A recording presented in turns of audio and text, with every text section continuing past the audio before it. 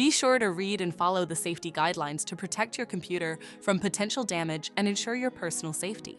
For more information about safety guidelines, see the owner's manual at dell.com/support. Before you begin, turn off the computer and disconnect all the attached peripherals. To remove the memory module, unlatch the side cover and slide it off the system.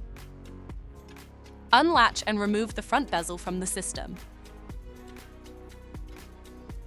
Find the hard drive assembly and disconnect the cables. Lift the assembly out of the system. Identify the HDD and optical drive bracket. Disconnect the cable and unlatch it to remove the bracket from the system.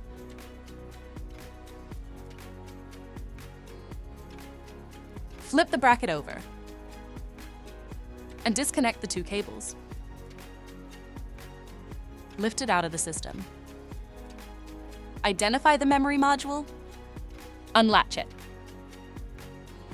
and lift it out of the system. To reinstall the memory module, place it back in the system and relatch it. Place the hard drive bracket in the system and connect the two cables. Flip the bracket over and slide it into place. Latch it into place and reconnect the cables.